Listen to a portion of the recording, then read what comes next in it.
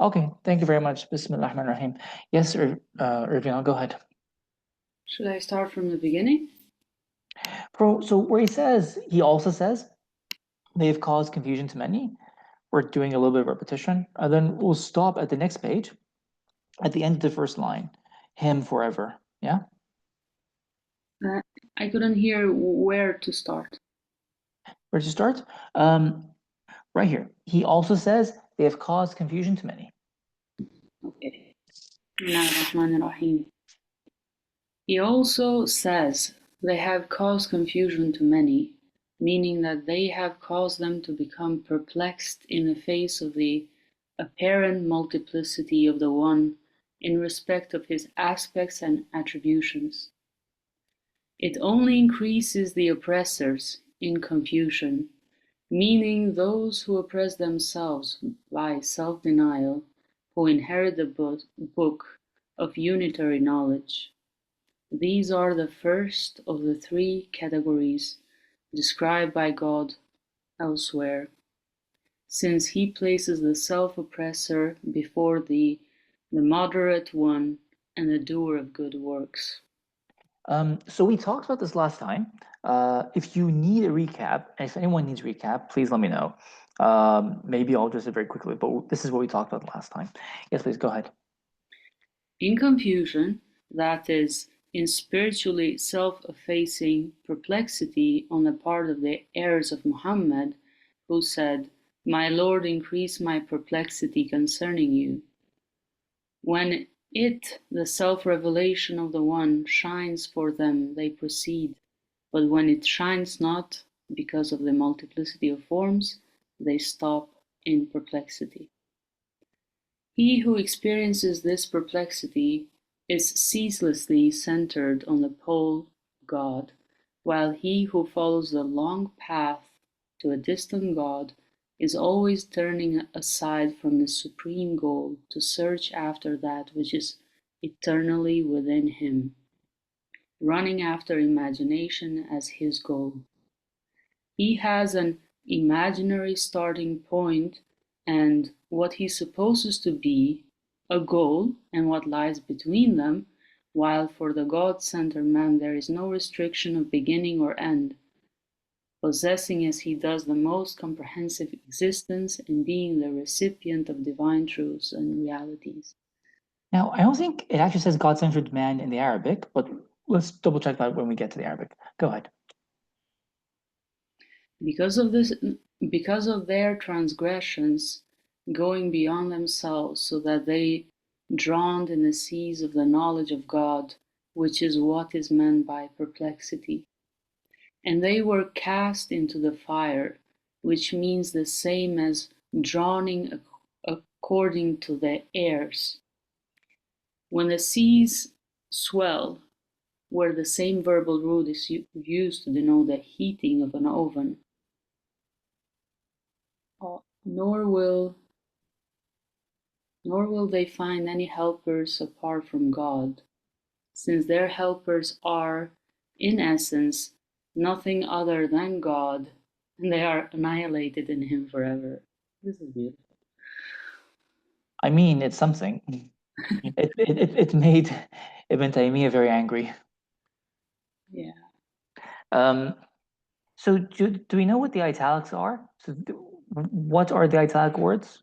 The ayats in Quran, right? Yeah, correct. And then what he does is he always compares the ayahs. So we're going through Surah Nuh, right? And it's like a commentary on each verse in Surah Nuh. Then he compares it to another verse in the Quran, because that's a Nuhi verse versus what? A Muhammadan verse. To make a comparison between the two. To show you that the people of Nuh have the Muhammadan hal and state. To see what they would have responded to, or to show you what their Muhammadan hal is in that moment. And to show you why there's a correspondence or a difference. Right? So we'll come back to that. But this is what we've been talking about for like a long time. So please tell me if you can see the Arabic. If I put it on now, so it ought to be this one. Yes. Okay, good. So yeah, is Zanira here? Otherwise, let's someone read the Arabic, please.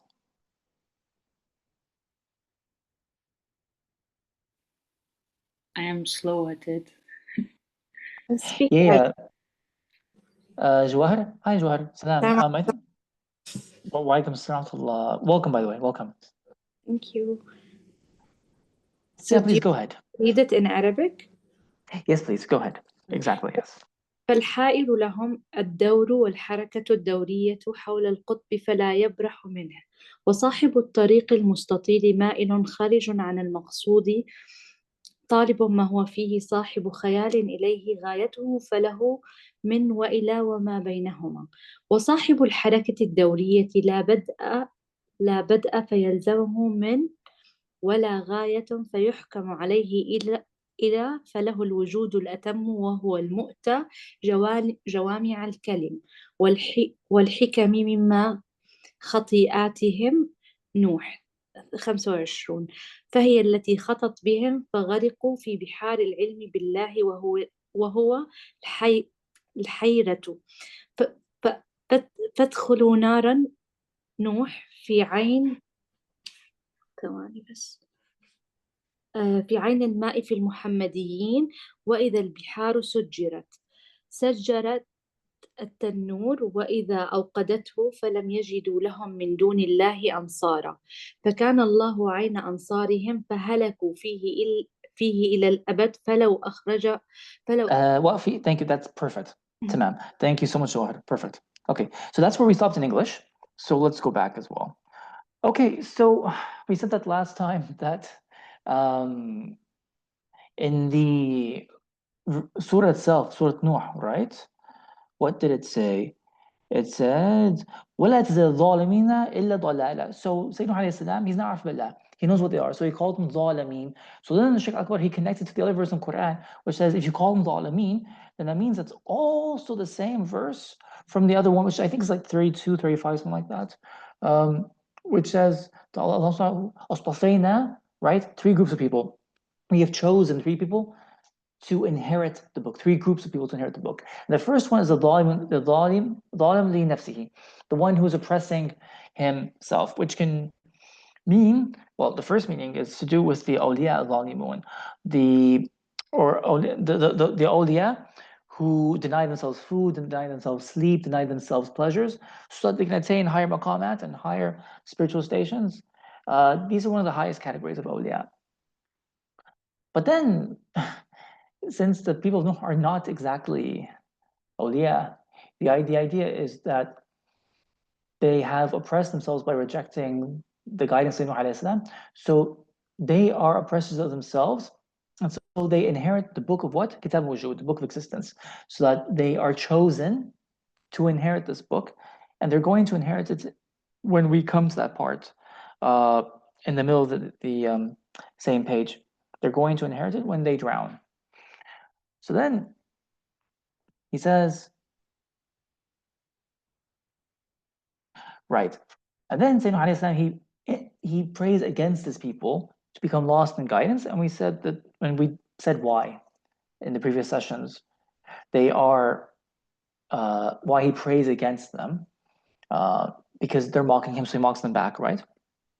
Now, misguidance is hayra, which is perplexity and confusion for the Muhammadan, which is the perfect state that matches the Muhammadan, and it's the highest maqam, which is why Sayyidina Rasulullah said, Zidni fika tahayyura, increase me in perplexity of you. And then he cites the Quranic verse that matches that as well, which is the Quranic verse for perplexity. So then he says, and then Sheikh Al doesn't say this, but you have to have a bit of an imagination. It's as if you're seeing the drowning happening before you. And I like to think of the water as like a whirlpool. Maybe it's not, but that's just the image that came to my mind because we're talking about circles. So as if that the whirlpool and the water is dragging you towards the center of the water, right? فالحائر لهم الدور, right? والحركة الدورية. So the one who's confused, the very definition of the one who is in perplexity and confusion, he is the one who's going in circles.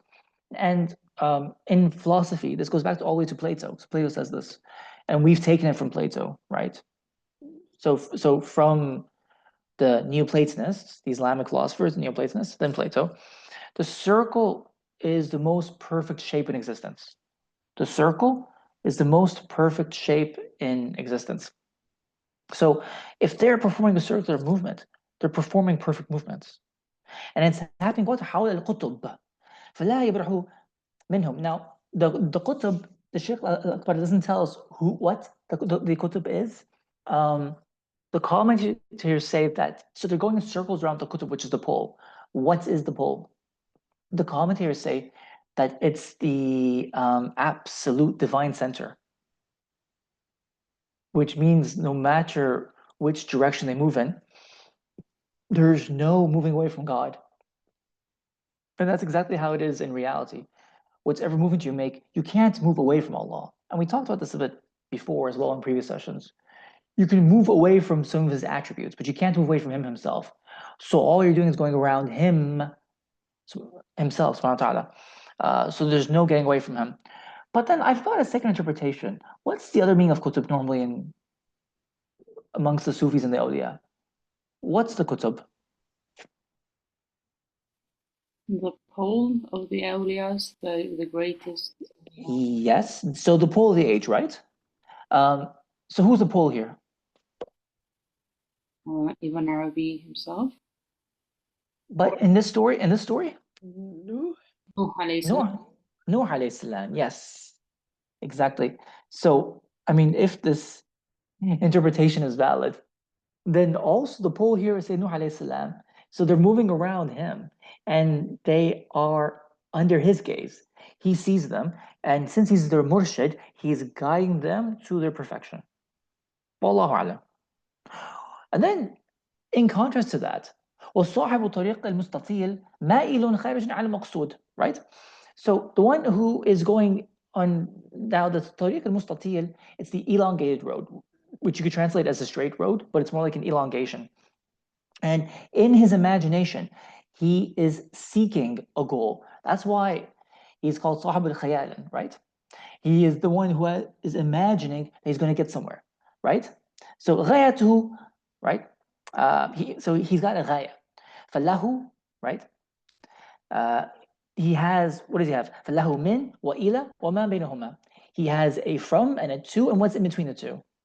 He has a from and a to, and those are arbitrary points you fix on the line, because there is no reason as to why there should be a from and a to intrinsically. Those are your goals, and whatever's in between them, right? But you reaching those goals, that's in your imagination, because you're only going to get what Allah gives you. Right? That's why هو صاحب الخيال or صاحب خيال وصاحب الحركة الدورية لا بدأ, right? He doesn't have a beginning. فيلزمه من. He doesn't have a beginning. So that there's a starting point where you say, this is from where I began. ولا غاية. Because in a circle, there's no end, right? Being on the circle, that's the goal itself. ولا غاية فيحكم عليه. So there's no end goal to control him or to determine where he goes, right? ولا غاية فيحكم عليه إلى. So he's not going somewhere. فله الوجود الأتم. So he has the perfect wujud. So the awliya Allah, they say that they have something like 3 or 5 journeys.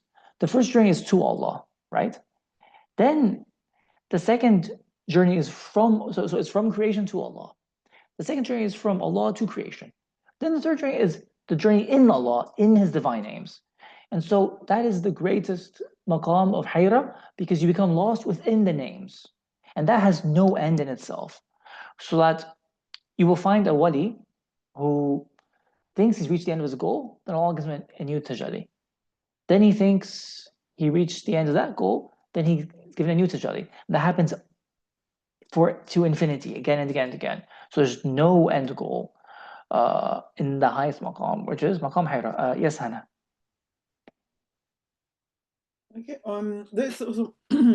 Okay. So,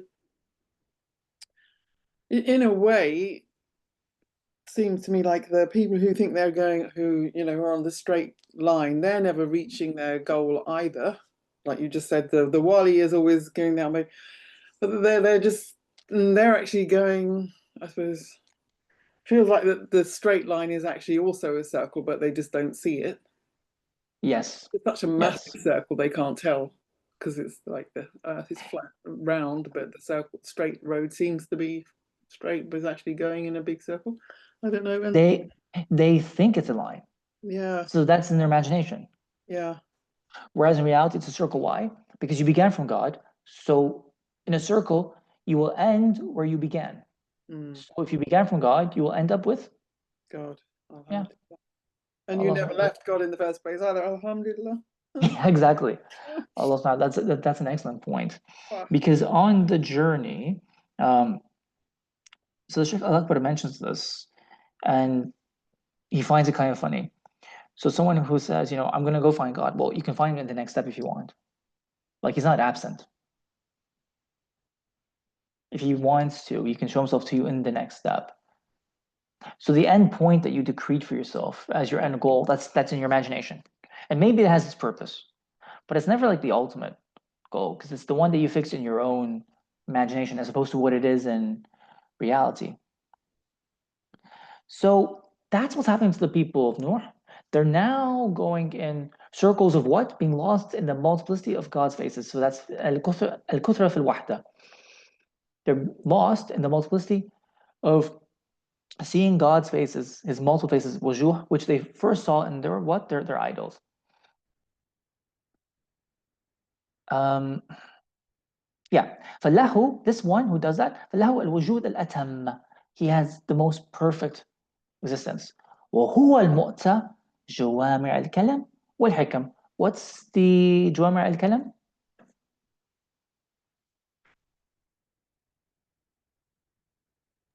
The Jawami al-Kalam, sorry? Yes. Is Correct. that the gathering of the word? The one who gathers Jawami, Jawami. Yeah, but who has that? The Prophet sallallahu alaihi wasallam?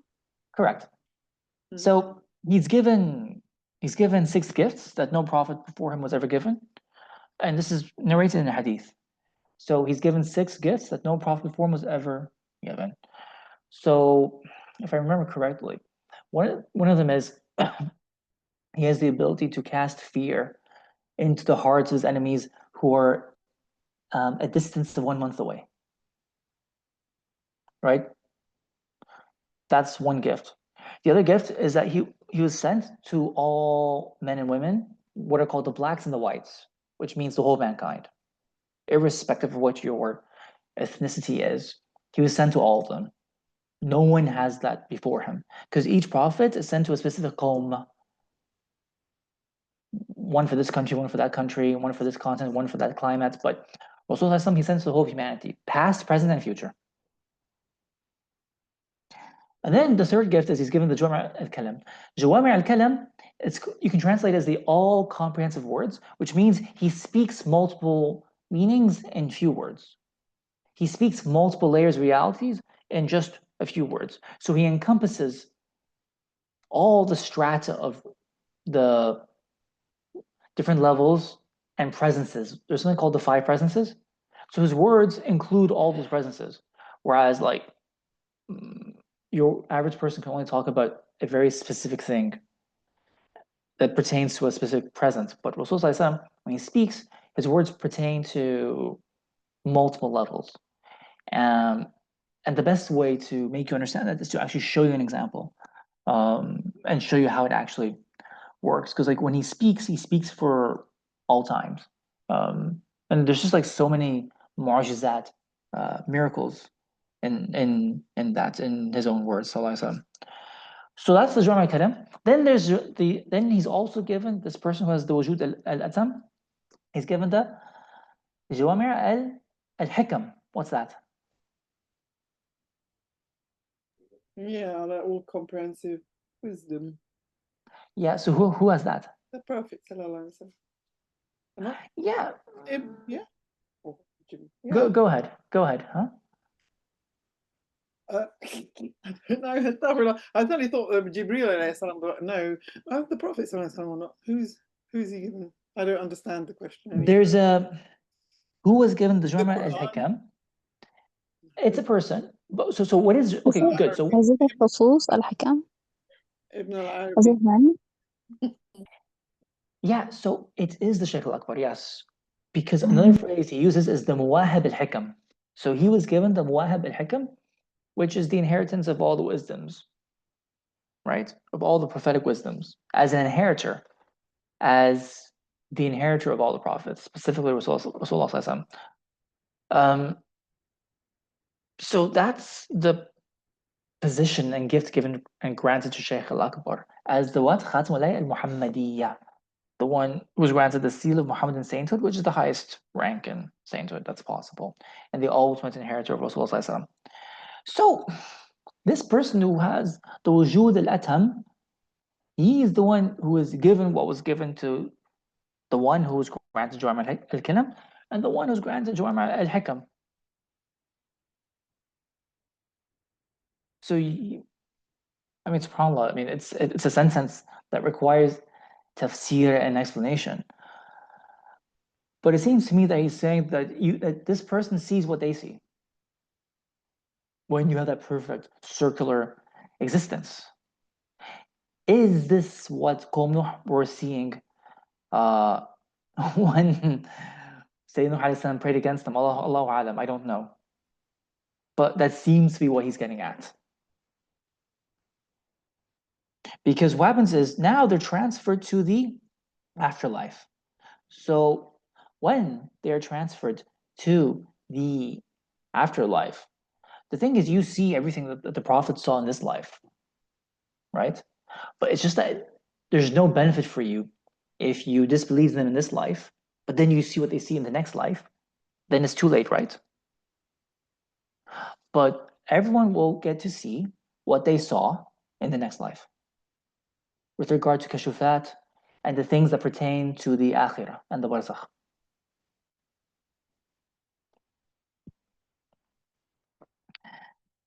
So this person who has the wujud al-atam, right? Then he's given what's given to the Jawami, to the one who has the Jawami al-Kalam and Jawami al-Hikam. Because it's a circular movement that brings everything together, whether it's the words or it's the wisdoms. Then, Shaykh al-Akbar, he continues with the Quran, مِمَّا خَطِيئَاتِهِمْ. So, from their mistakes, from their errors, they drowned, right? So the first meaning of the word is خَطِيئَاتِهِمْ. From their errors, right? They were punished. But he reads this another way. خَطِيئَاتِهِمْ فهي التي خطت بهم. What's خطت?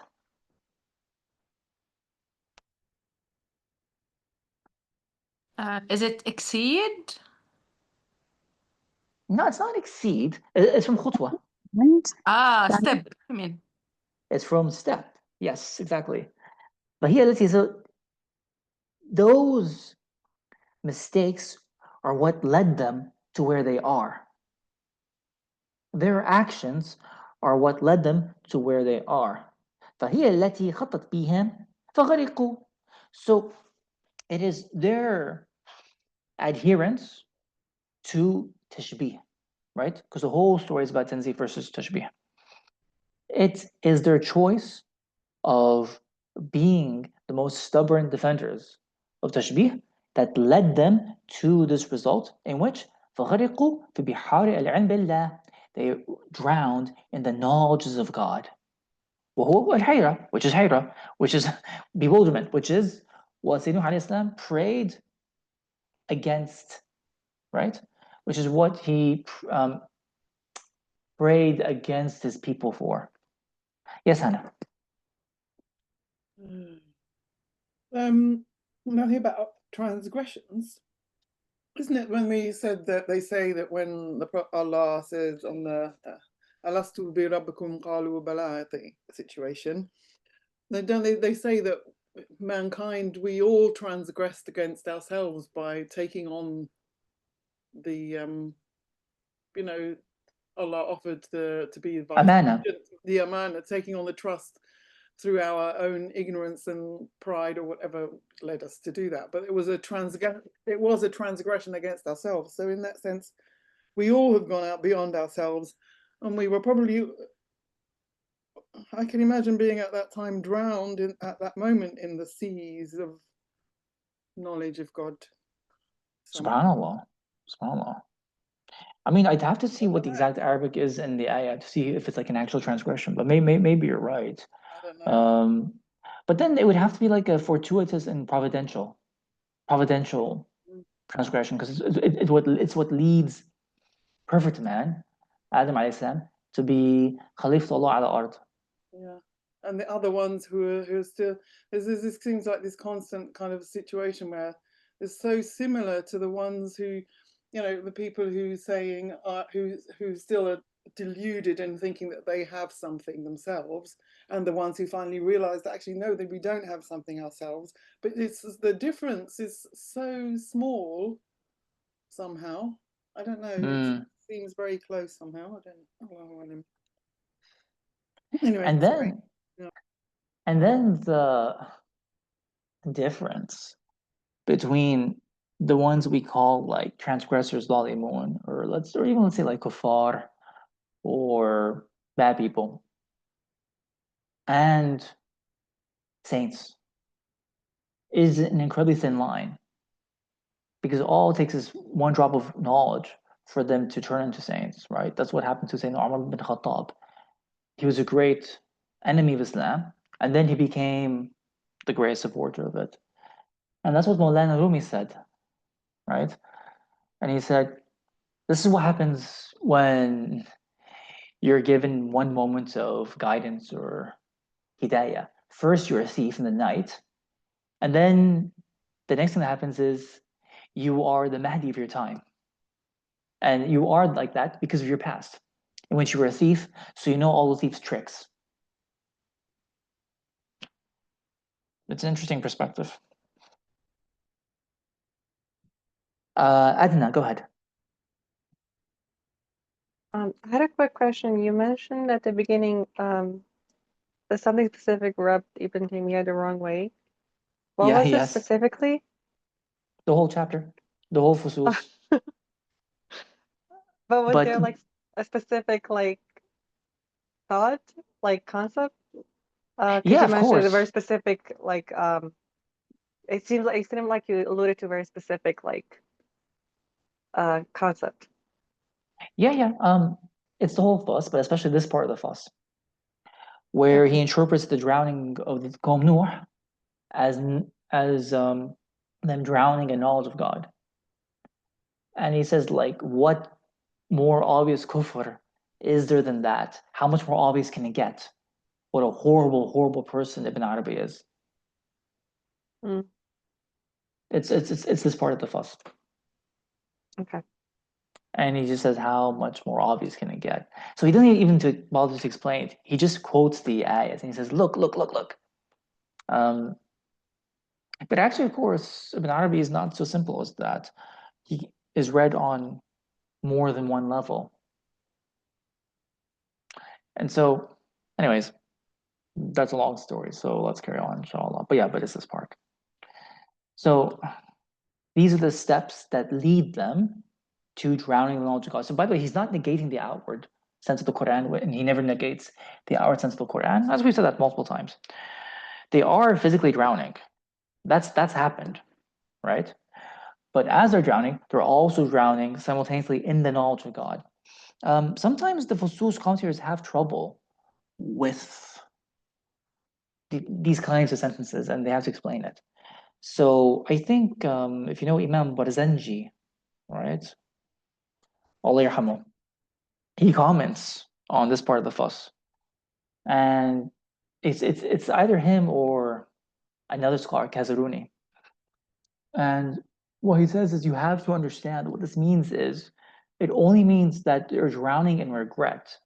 So as they receive more knowledge of God, their regret increases, and their regret increases forever and ever, which is one way of understanding the verse. I mean, it's one way of understanding this sentence, this part of the chapter. I don't fully agree with it. It could be, but I'm not so sure. I'm not completely sold that that's the way to read it.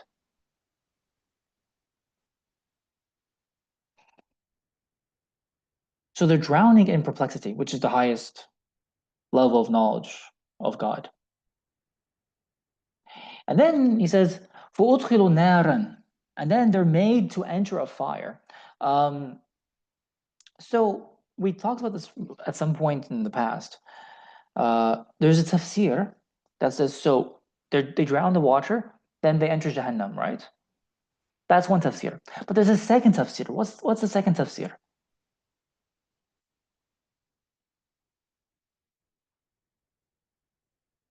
Is this similar to one when we spoke about Pharaoh? Sorry, come again? It feels similar to like when we spoke about Pharaoh. I mean, there is a connection, but it's something else, yes. So then he says about Fir'aun that he was drowning in the waters of Rahmah, which is ajib. I've just got And these this. are the Sorry. No, sorry, Carrie. and these are the waters of Hira. No, go ahead, Hannah. I've just got in this section here, I think, is it, where it says they were cast into the fire, which means the same as drowning. So that the word. Yes, yes. And then here it says here the same verbal root is used to denote the heating of an oven. So when the seas swell, I'm just reading it from, it's not mine. I don't know anything. This is Austin's translation. We're gonna come to it. Yeah. We're gonna come to it. But basically, the second tafsir, I'm talking about the Quran. I'm not talking about Ibn Arabi. There's another tafsir in the Quran in which and this does not negate them entering hell, by the way, but there's a fire in the water. So somehow there's an ignition, an explosion occurs in the water where the fire is inside the water. So they drown the water and then they enter this physical fire in the water itself. Do you see that? Now, is not fire the opposite of water? Yes. And what happens when two opposites meet? They should cancel each other. Or something new arises, Eva. It could be the cancel. Attraction. Yeah, attraction, and it could be they cancel each other, but it's what Zanira said. When you find the meeting point of two opposites, that's where you find Allah. But that's the qutb as well. That's the Qutb as well. Yeah, because he's in the center. He's in the center, right? But when you have two opposites that meet each other, that's the point in which you find Allah Ta'ala. So that's why you've got the verse in the Quran, وَهُوَ what? ظاهر والباطن, right? هو الأول والآخر والظاهر والباطن وهو بكل شيء عليم. So when the ظاهر meets the batin, and when the awwal meets the akhir, then that's the point where you find God. What did we say about tanzih and tashbih? And what did we say about night and day? Because what happens to the Muhammadan? قال يا ربي إني دعوت قومي ليلا ونهارا, as opposed to what? ليل في النهار ونهار في الليل. Exactly. Yes. So Sayyidina Nuh alayhi salam, he called people day and night, but he separated them. But the Muhammadan what? He calls by day in the night and night in the day. What's day in the night and what's night in the day? Sunrise and sunset. Sunrise and sunset, right? Because sunrise and sunset is where night and day meet each other. They intermix. And that's why the greatest sunnah is what? Marriage, which is the union of opposites. You find Allah in the union of opposites in all respects. So the fire enters the water. That's where they find him. That is the cosmic manifestation of the Quran. The Quran al-Kabir. So the book of Revelation, the book that's in your hand, that's the Quran al-Saghir. And the cosmos is the Quran al-Kabir. So they're mustafin, astafaynahum. They are chosen to inherit the book of existence. This is the book they're chosen to inherit. The book of bringing together opposites. And they do it. So they enter the haram, they drown in the water, then they burn in the fire. At that meeting point, then that's where they find Allah. So he says, فَأُدْخِلُوا نَارًا, right? So this is a form of eschatology. And there's a word for it too in biblical language. It's called apocalypse, the apocalypse or apocalypsis. And that's when through the end of days, when there are disasters, the real meaning of things are revealed.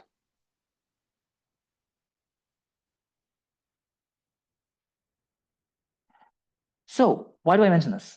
Because as Hannah just pointed out, so فأدخل النار في عين الماء. What's في عين الماء? In the water itself, right? They enter the fire in the water. في عين الماء في المحمديين. Now, for the Muhammadans, okay, في المحمديين, what do they say? What does it say in the Quran? وإذا بحار سجرت. What does that verse mean? It's from Surah Takwir.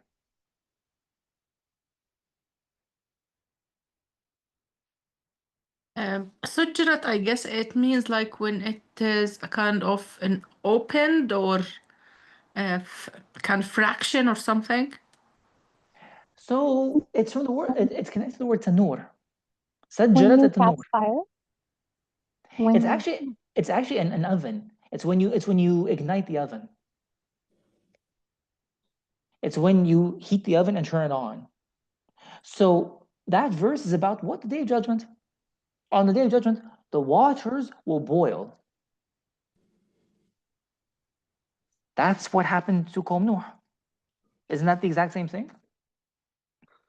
Because if there's a fire in the water, then it's boiling, right? So they experienced their Day of Judgment right here, right now. وإذ بحار سجرت يعني سجرت التنور. The oven lit up. إذا أوقدته, when it was struck with a flame. فلم يجدوا لهم من دون الله أنصارا. Right? Now, in the normal tafsir, and we talked about this before in my other class, the normal tafsir is that they didn't find anyone to help them because no one but Allah could help them. But if you read the verse literally, what does it say?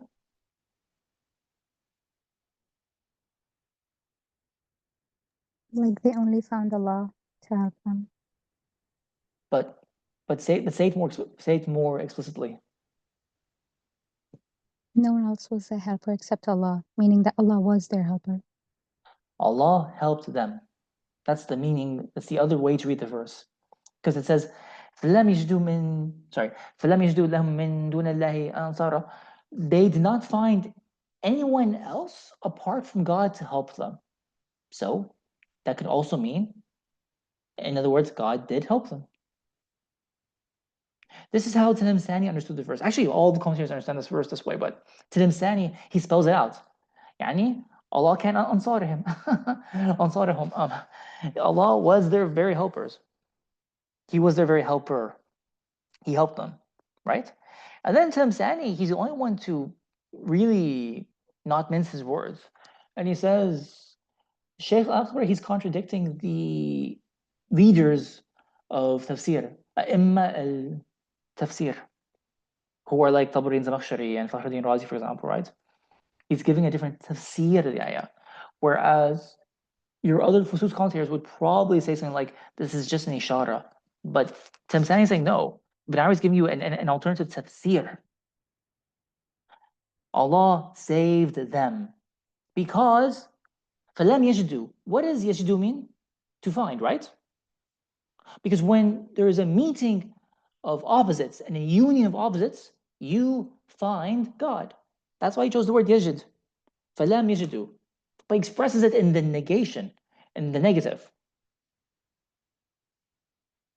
فَكَانَ اللَّهُ عَيْنَ أَنصَارِهِمْ. So he was the same as their helpers.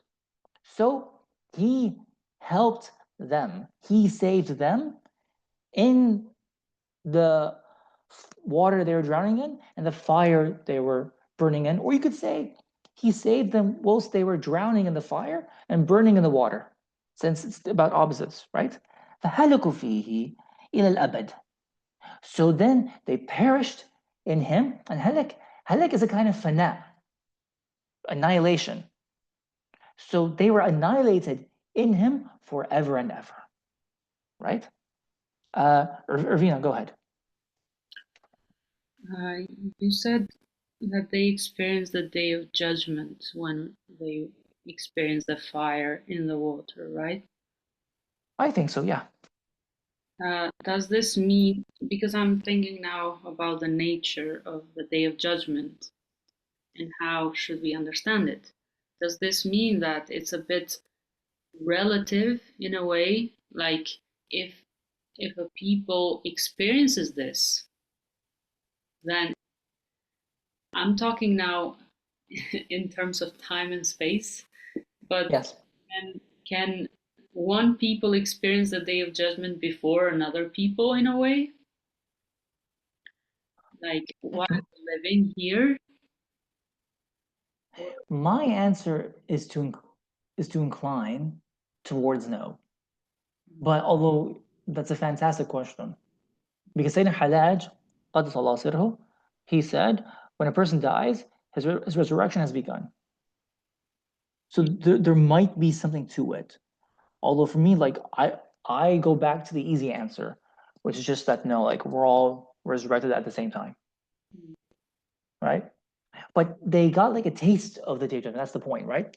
Because when the saint he achieves his what's called apotheosis, when he actually does tahqiq of the surah al-ilahiyya, and he realizes his divine form, then he gets the body of the blessed that's reserved for the believers in the next world. He gets that already in this world, which is what the more the point is. They got a taste of what the day of judgment will be like in this world. They already tasted it. Jawahar, go ahead. Thank you. I just was wondering about the word فهلكوا فيه إلى الأبد. Is this in reference to the البحار المسجرة, or is this in reference to God? Because for me, if we would want to put the يعني ضمير in reference to God, it feels like they're going back into his realms.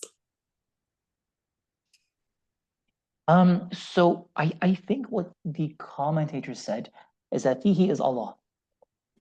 فيه is Allah. It's him. Because you know why? Because they already found him. So they found him in the meeting of the opposites, al-Adad, wal-Dadain. That's where you meet, that's where you find him. So when you found him, you never leave him again. That's what it's like for the awliya. When they find Allah, that's it. It's called the voyage of no return. When you've made that voyage, there's no going back. You did it. So they found him. So when you find Allah, and also from wajdu, you also get wijdan, which is ecstasy. That's why we talk about him saving them. Because that's the ecstasy you get, the wijdan you get when you find him.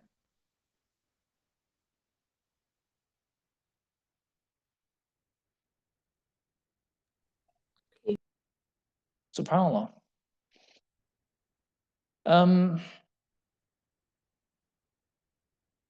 Now there's another part to the verse as well. I'm just wondering if I should say it or not. Yes. Okay. So we won't you tell see, anybody. We won't tell anybody. It's top secret. so we already talked about this anyways, but I'll just think twice about it if it's relevant for this class.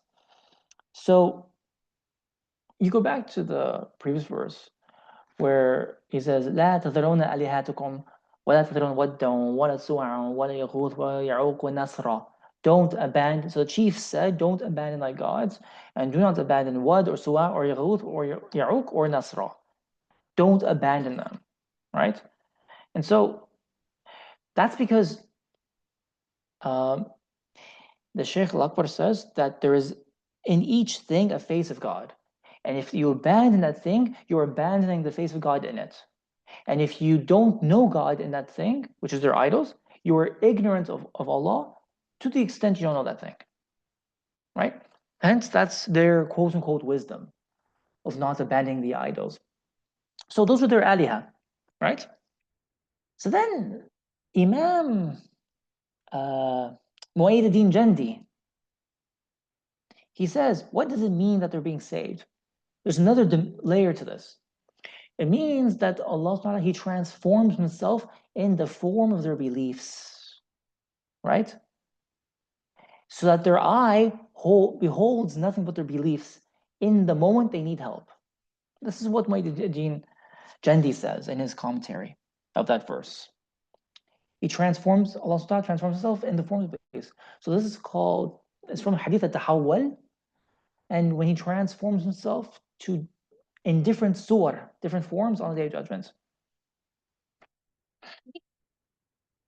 So He transforms Himself in the form of their beliefs. Then Jami, the other commentator, says He transformed themselves in the form of their beliefs, even if they're imagining that their helpers were other than God, when they used to imagine. So they're saying it, but they won't say it out loud, that they were saved by their gods, right? Look at the last word, ansara.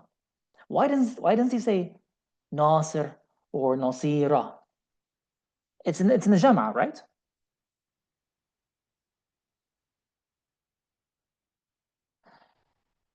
So it's not Nasr or Nasira, it's Ansara, because when they said don't abandon your gods, don't abandon Wad or Nasra, then Allah subhanahu, He transforms Himself in the form of those idols, right? As Wad, as Suwa, as Yaghus, as Yu'uk, as Nasra. But then they did not, فَلَمْ يَجِدُوا, they did not find lahum for them, because the lahum is connected to them and their gods. مِن دُونِ اللَّهِ أَنصَارًا, they did not find their gods to be apart from Him. So they weren't seeing their gods, because they're in a state what's called coincidentia oppositorum. They're in a state of union of opposites. They were seeing their gods, but they weren't seeing their gods. They were seeing the surah, the forms of their gods, but they knew it was only who? Allah. So it was Allah, if you like, disguising Himself as Suwa, revealing Himself as Yaghuth, disclosing Himself as Nasr, and until they realized that there's nothing but God. That's what happened. That's why the kana Allah aina ansarihim. It's not just that He saved them; He was the same as their helpers. That's why the great wali, al-wali al-azim, when he sees the idols, he knows that they're the same as Allah. But the ignorant idol worshipper, because we talked about this last time, this is in the previous 2 pages, says that they're apart from Allah and they are Allah's helpers or His deputies or something like that, through his imagination. But then, this is why the one who has the wujud al-atham, right? He's given the jawami' al-kalam wal-hikam. That's why what the wali knew in this world, they saw upon their death. They saw it through kashf. This is kashf, right? This is actually what's called fana fil mushahada. They're given mushahada. What's fana fil mushahada? Annihilation and witnessing. Yes. When they witness the actual haqa'iq, the realities, they're annihilated in them. Right? So they're taking the first steps in their mi'raj. But by the way, this is a downward mi'raj. They're taking the first steps in their mi'raj. This is a mi'raj for them. Now, Rasulullah ﷺ, he said that the salat is what? The mirage as well. It's the mi'raj of the mu'min, right? Yeah. Mi'raj of the mu'min, right? The ritual prayer is the mi'raj of the believer, right? And so, in the salat, you've got the qiyamah, the ruku', but you've also got the sujood, actually the two sujuds, and the jalsa, the sitting. What you'll see eventually is that they're cosmically reenacting the salat. So when they are in fana al-mushahada, that's their first sujood. Then Nuh alayhi salam, he'll make another dua and prayer that will bring them out of the sujood into julus, and then they'll go back into sujood, but they won't ever complete the salat. That will be the end of the chapter when they're in their final sujood and they stay in that cosmic position. So now they're cosmically reenacting the ritual prayer.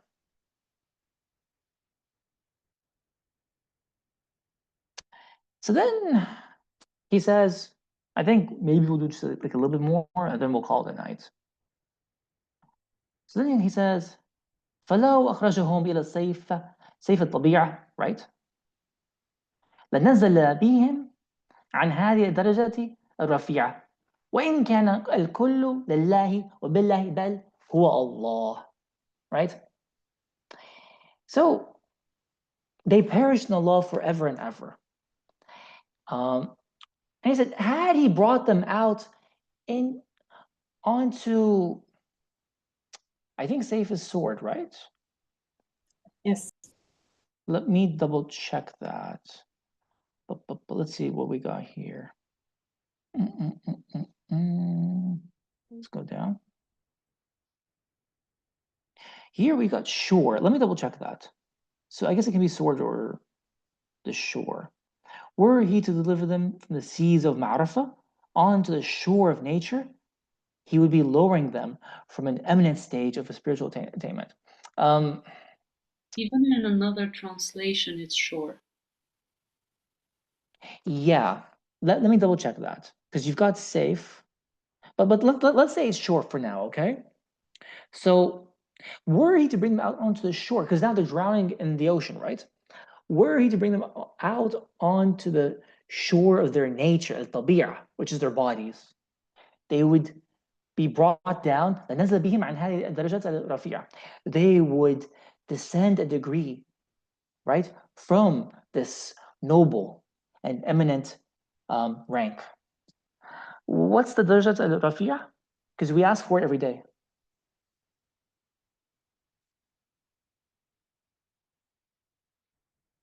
It's after the adhan. مقام المحمود. But after that.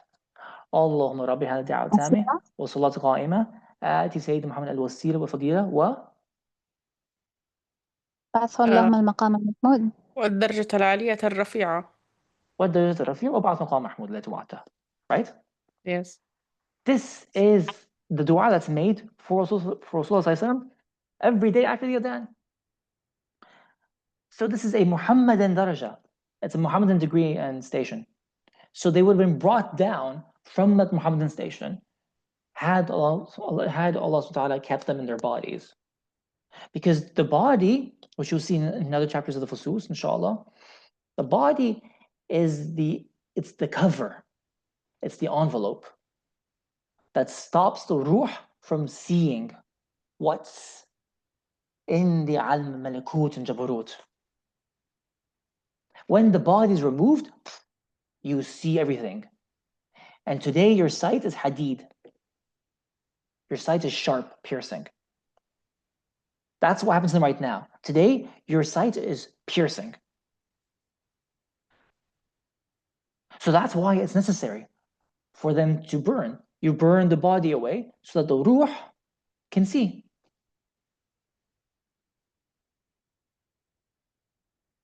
And he says that's despite the fact, وإن كان, despite the fact, الكل, everything is for God, وبالله, it's for God, بل هو Allah, even though it is Allah. Right?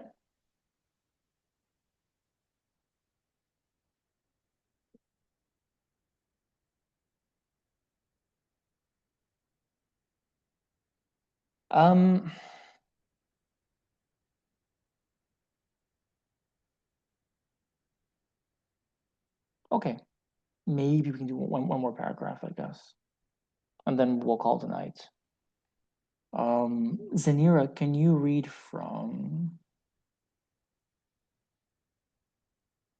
وقال نوح ربي, and we'll stop at ظرفك, which is just the end of that first line. بسم الله الرحمن الرحيم. وقال نوح ربي ما قال إلهي، فإن الرب له الثبوت والإله يتنوع بالأسماء فهو كل يوم هو في شأن، فأراد بالرب ثبوت التلوين إذ لا يصح إلا هو لا تذر على الأرض يدعو عليهم أن يصيروا في بطنها المحمدي لو دليتهم بحبل لو دليتم بحبل لهبط على الله له ما في السماوات وما في الأرض وإذا دفنت فيها فأنت فيها وهي ظرفك وفيها نعيدكم ومنها نخرجكم. Thank you very much. So that's where we're going to stop, right? So now, do you guys remember I made this point before? I said that Sayyidina he makes 3 imprecations, du'as against them. 2 of them are when they're dead. Doesn't that seem strange to you? One of the kind of like the points that was raised in exploring this idea was maybe it's a flashback. But maybe you'll see here that this is the continuation of their journey. Because what is the point of continuing his du'as against them? Unless he's still doing something to them. He is their murshid and he's guiding them. Could you bring up the English version, please? Okay, so let's read English too. Because the Arabic is, when you translate it, it's so different to what it's in the book. Because it's an interpretation, right? So in the book, you gotta have an interpretation. Can someone read from were he to deliver them to aspects? This is like right here. I can. Yes, Irvina. Okay, go ahead. Bismillah. Were he to deliver them from the seas of gnosis onto the shore of nature, he would be lowering them from an eminent stage of spiritual attainment, that is, relatively eminent, although, in truth, all is God's, through God, indeed is God. Nuh salam said, "O my Lord." He did not say, "O my God," because God as the Lord is fixed, whereas the divinity is manifold according to the variety of his names, and every day he is engaged in some matter. God as the Lord denotes a constancy of mode without which the appeal would not be appropriate. O my Lord, do not leave any of the deniers dwelling upon earth, that is, on the level of devotion to formal manifestation, beseeching that they be brought to the inner aspect of knowledge of essential unity. In respect of Muhammad's heirs, it might be said, if you let down a rope, it will fall upon God, he being below and above, and his is what is in the heavens and the earth. When you are buried in it, you will be in it, and it will be your covering. To it we will return you, and from it we will bring you forth a second time, because of the variety of aspects. Thank you very much. I mean, the other thing kind of is that sometimes the translation doesn't really get to the heart of what's being said in the fuss, but sometimes that's like inevitable. So I'll show you what I mean in a second. So Now, this is the second part of the Mi'raj. They're in Sujood, which is Fanat Mushahada. He will bring them out of that, he will bring them out of that annihilation in consciousness and bring them back into consciousness, right? And how does that happen? When they are dragged down to the center of the earth. Because now they're in the water and fire. But for the next stage, they're dragged to the center of the earth itself. So he says, وَقَالَ نُوحٌ رَبِّي. So he said, my Lord Rabbi. In the Quran, you'll find that the prophets usually say Rabbi. They don't really say Ilahi, unless I'm mistaken. Maybe if there is a first, then someone can point it out. But to my recollection, 99.9% of the time, a prophet will say Rabbi. He won't say Ilahi, because Allah is al-ism al-jama'. It is the name that brings together all names, and it's also the name that pertains to everything. Whereas Rabbi is a specific name you ask for when you want something specific. You see, if you say, oh Allah, cure me, feed me, help me, you're not asking for Allah as Allah. No one does that. You're asking Allah as Shafi, as Ar-Razaq, as An-Nasir. Oh Allah, help me against the Dhalimun, feed me because I'm hungry, guide me because I'm lost, Al-Hadi. If you actually meant Allah as Allah, then that means He can give you any answer, because His name pertains to all things. So no human being really wants Allah as Allah. When you want something from Him, you're asking from His name. If you say, oh Allah, cure me, you want a Shafi. So here, Nuh alayhi salam, because the prophets are the masters of reality, they don't say Ilahi, because then like the dua wouldn't work. It would be like a computer program that can't start because you've got the wrong code. So he has the right. He's got the right name, Rabbi, because he wants Allah to do something specific. And the word Rabb has different meanings. One of the meanings is stability, الثبوت. One of the meanings of Rabb is thubut. So he says Rabbi, ما قال إلهي, because that would be wrong, because the prophets speak the language of realities. They don't speak the language of the awam. فإن الرب له ثبوت. Aritolf, are you trying to say something? Oh, sorry, no, not really. Okay. But if you have a point or question, let me know. له ثبوت.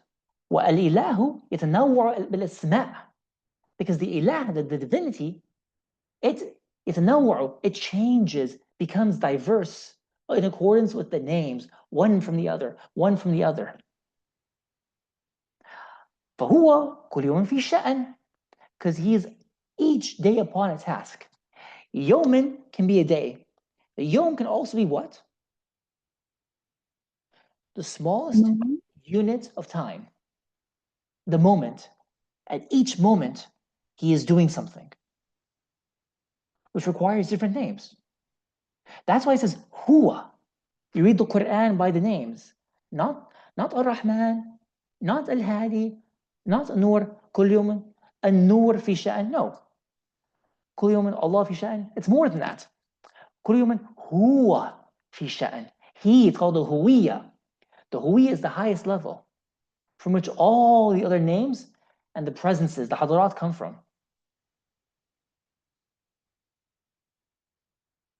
It's not necessarily the case that Al-Muhyi and Al-Mumit كل يوم في شأن. Not necessarily. But هو كل يوم في شأن.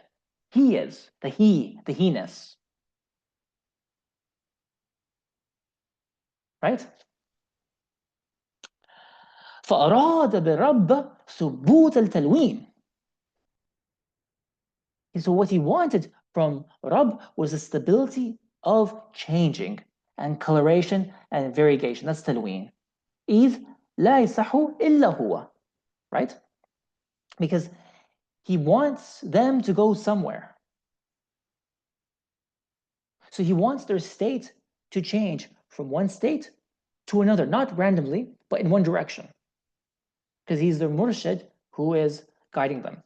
فراد بالرب ثبوت التلوين إذ لا يصح إلا هو. Since this is what the situation calls for. This is what the situation calls for. Because the prophets only ask for what is correct for each situation, because they're the masters of wisdom. Then Sayyidina alayhi salam, what does he say? لا تضر على الأرض. Right? But let me complete the complete the verse.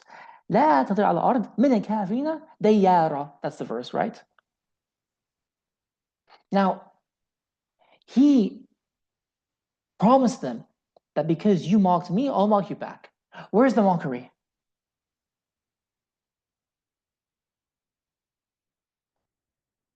The idolaters, they said, لا تذرون آلهتكم. Don't abandon your gods. So he mocks them back because he uses the same language, which is mockery, right? He says, just as the idolaters said, don't abandon your gods, oh Allah, don't abandon them to the earth. The easier translation is just don't leave them on the earth. Wipe them out completely. But to mock them, use the same words. لا تذر على الأرض. Don't abandon them to the earth the way they won't abandon their gods. That's the dua he makes against them in mockery.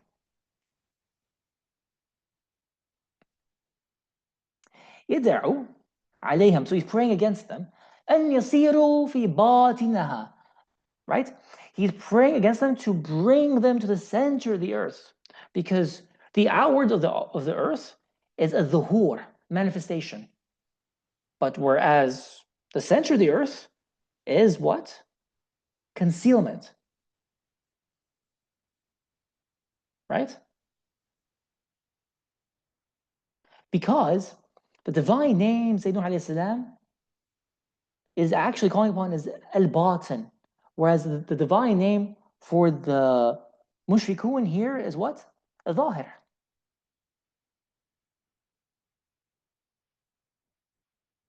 Now, the funny thing is that even though he wants to wipe out their manifestation, because that's what the idols are. The idols are a dhuhura. They are a dhuhura of Allah. So they're a manifestation. So he wants to wipe out that manifestation by bringing them inward to the center of the earth. The funny thing about that is that the Muhammadi says, لو ضليتم بحبل لهبط على الله. If you let down a rope and the rope falls down to the first earth, second earth, third earth, fourth earth, fifth earth, sixth earth, to the seventh earth, it will fall upon what? Allah. It will fall upon Allah. You can't get away from Allah. You will find the same in Shaykh al-Akbar again and again and again. If you do your Mi'raj to the Sidrat al-Muntaha, the great tree, the Sidrat al-Muntaha, the furthest limit, you enter the presence of Allah. But if you also go down to the lowest earth, you will find Allah. It doesn't matter how low you go, low in life, low in problems, low in yourself, you'll find Allah. You can't not find Him. So that's where, so he wants, Sayyidina Nuh alayhi salam, he wants his murids, called Nuh, to find Allah in the center of the earth.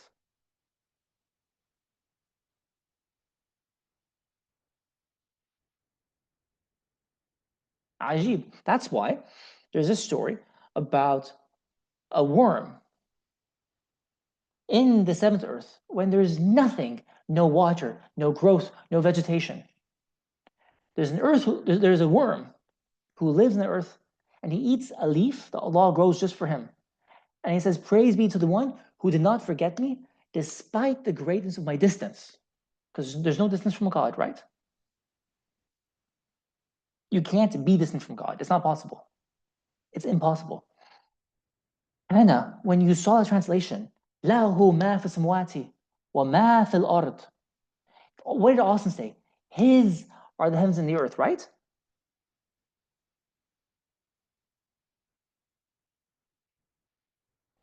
But that's not what's happening here. It's to him, lahu, to the huwiya, to him, ma fi samawati. So whatever is in the heavens goes to him, and whatever is in the earth goes to him. That's why he's quoting the ayah, to support this idea. So whatever is on the earth, Qawm Nuh, are going to him. That's the other verse that supports it. And that's why the translation, which I don't like to rely upon, hides certain things. وَإِذَا دُفِنْتَ فِيهَا فَأَنْتَ فِيهَا وَهِيَ ظَرْفُكَ.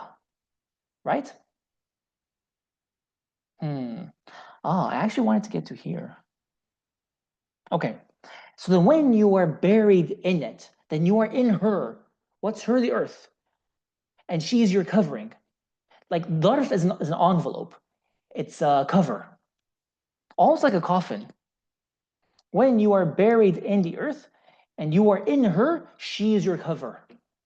She's covering you. Why is he talking about covering? Right? وَفِيهَا نُعِيدُكُمْ وَمِنْهَا نُخْرِجُكُمْ تَارَةً أُخْرَى. It's from her that you, it's in her, in the earth, that you will be we will return you to. That's we, the different divine names, to denote the different stages of their journey. It's in her that we will bring you back to her, and from within her we will bring you forth again one more time for the day of judgment and day of resurrection. لاختلاف الوجوه, due to the diversity of aspects, right? من الكافرين. So he's completing the verse. ربي لا تذر على أرضي من الكافرين ديارا.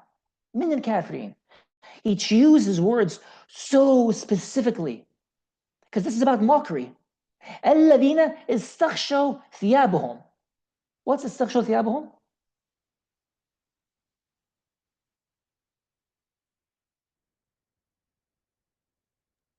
ثيابهم, their clothes. Thiyab, is that the verb? Thawb? No, I don't. استغشوا يعني they covered themselves with their thawb? With their clothes, yes. Yeah. They cover themselves with their clothes, which is in the beginning of the surah, right? Right? When he says, oh my Lord, I called upon them, but they covered themselves with their clothes, and they put their fingers in their ears. This is in the beginning of the surah. Now he's repeating it. الذين استغشوا ثيابهم وجعلوا أصابعهم في آذانهم, and they plugged their fingers in their ears. So covering their bodies with their clothes, covering their ears with their fingers. So he called them kafirin. This is correct. So if they are kafirin, because the word kufr means satara. Kufr يعني satara. Kufr means to cover over. So if these unbelievers, they are the ones who cover up. If they're covering up themselves with their clothes to hide themselves from me, and covering their ears with their fingers so they don't hear my message because they know it's not Quran, right? It's Furqan, not Quran. If they do that, they're called kafirin. And so he says, لا تذر على الأرض من الكافرين ديارا. Don't leave the kafirin, those who cover. Don't let them be uncovered on the earth. Cover them with the earth. You see? وَإِذَا دُفِنْتَ فِيهَا فَأَنْتَ فِيهَا وَهِيَ ظَرْفُكَ. So that's when you are buried in her, and you are in her, and she, the earth, is your cover. So what's he doing? He's mocking them back twice. When he says, لا تذر, don't abandon them to your gods, and he calls them kafirin. Bring the kafirin, those who cover their ears, cover themselves from hearing my message and cover them with the earth and bring them to the center of it. That's the third mockery. طلبا, seeking, للستر. He's looking for the covering. لأنه دعاهم ليغفر لهم والغفر ستر. Because he called them to cover themselves. And we talked about this before. And غفر means ستر. I'd have to find the ayah because it's not on top of my head right now, but the verse which we came across before is I called them so that you would forgive them. In other words, I called them to return to you so that you would forgive them. But what we talked about a few lessons ago is that what they understood is that forgiving is covering, because they're mocking Sayyidina Nuh alayhi salam. So he mocked them back. He called them to ask for God's forgiveness. All they did was cover themselves because they mocked his words.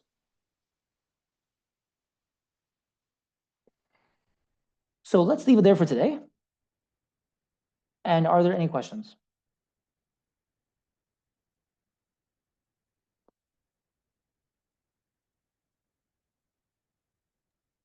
I have one. Go ahead. Yes. Okay, thanks, guys. Yeah, sorry, is there someone? Yeah, I just have a question about the word kafara. Yes. So you've mentioned that, yani, we know that the kafarat al-shay is basically to wash or to cover up Yes. for whatever sins you've done. But Yes. then why kuffar are called kuffar? What's the coverage in that context? Allah بشكل عام, in general, the kafirun are called kuffar because they cover the truth, They cover the truth. Okay. right? Okay. And also in this case, especially, Sayyidina alayhi salam, he calls them kafirin because they covered their ears and they covered themselves with their clothes, so they wouldn't hear his message. But are really kuffars like covering the truth, or sometimes the truth is covered from them? Covered from them. Yani, you know what I mean? Like in some context, because of their ta'ali, takabbur, tajabbur, they're covering the truth from themselves. Yes. But then Yes. sometimes they just don't see it. They're not there. لا. So this is a good question. There's more than one kind of unbeliever. You're correct. Okay. So the ones who are actively covering the truth, they're called jahid and kafirun. Yes. There's more than one kind of unbeliever. So the other kind, there's many kinds. The other kind who just doesn't know what the truth is, there's a different name for him. I have to think about what it is, but it's not jahid, it's something else. So the Quran talks about all these different levels. They're actually darajat, different degrees and levels of iman and kufr. There's more than one kind. Just as there's many kinds of awliya, there's many kinds of unbelievers. And you're right. So Sheikh Al-Albani, he talks about this a lot. I gave a course on this called Ibn Arabi's Religious Pluralism, in which I talked about the different kinds of people. And definitely like the ones who just, for example, never got the message. We can say something about them. They're not the same as the kafirin. And even like other people who got the message, but their belief is different, and they're not rebelling. They're not what are called rasat. He's not a rebel. Then he has an excuse, right? But this is a huge subject. You can see in my book about this. I wrote a book on it. Yes, Irvina, go ahead. What is it called?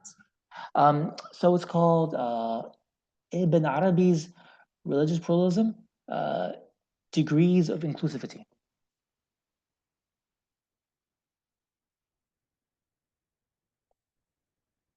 Ibn Arabi's Religious Pluralism, Degrees of Inclusivity.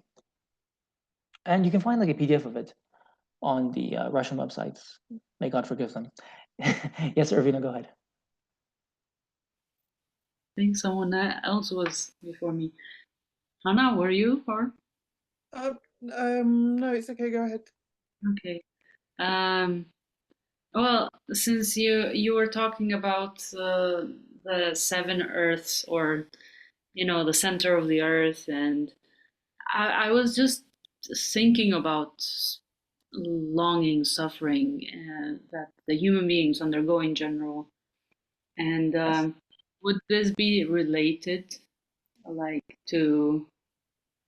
would the human suffering be related to our discussion that they can find God even in their lowest state somehow? In relation to human suffering.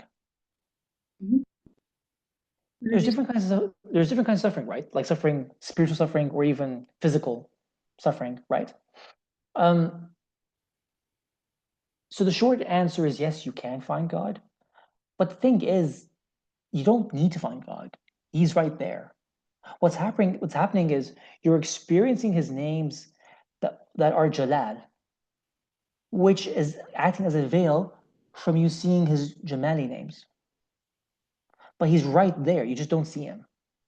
He's been there all along. Like this is what we mentioned last time when we talked about Hayra. Like what is the meaning of Hayra? And the person going in a circle. It's like there's a father and he has his child, his son or daughter, and he's in a sea of people, and the crowd surges forth, and he's running with them, and the child is on his shoulders, and then the child just starts bawling, Baba, where are you? But he's right on his shoulders. So God is there all along, but you don't see him. Yeah. Part of spiritual training is to recognize that God is with you here and now. That's what spiritual training is for. But he is here. But you don't see that he's here. So at the very least, the believers who are suffering, if they can't see that God is here, then they're asked to have iman, belief that he's here, which is what they do. And then that iman gives you rewards in the next life. Alhamdulillah. And another thing was about when you were talking that Hazrat Nuh alayhi salam was mocking them too. Yes. Somehow it seems to me that the prophets have like a sacred mocking because that kind of mocking is done to guide them in a way. It's not the same as the mocking of the Yes. astrologers at all. Yes, good. Because what they do is different to what we do. And if we thought that they were doing what we are doing, that would be bringing them down to our level. That is completely wrong. Because we'd be projecting our own lower state onto them, which is wrong. This is why they say in the Quran, like, what's wrong with this messenger? He walks in the marketplace, he eats in the marketplace, he acts like us. But that's just his outward. His inward, you can't even imagine what's going on in his inward. As you said, Ravina, so the outward is mocking. But what's going on inwardly? Only God knows.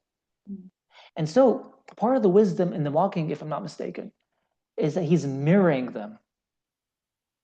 It's the wisdom of mirrors. Thank you. Thank you. Hannah? I think I've kind of covered it. I was thinking about the mocking, them mocking as well. And when there's a story about Sayyidina Musa alayhi salam, when somebody, Sayyidina Musa had a lisp, and there was someone who mocks him by imitating his lisp, and then Musa alayhi salam gets kind of angry about that, and Allah tells him off because don't you know that the people who copy you are following you? Kind of, it's really badly translated, but even if you're mocking them, doing it out of mockery, it still counts as though you are following. That was it, basically. So, And that's exactly what Sheikh Al Akbar says as well, because that's exactly it. Thank you, Hannah. Yeah, I couldn't have said it better, because they're following him. So that's why Sheikh Al Akbar says, Sayyidina Hassan, he called them to covering, al-ghafr, which is sitr. Had he called them to kashf, they would have followed him in mocking, and then they would have received kashf, which is the Quran, which means they would have received guidance.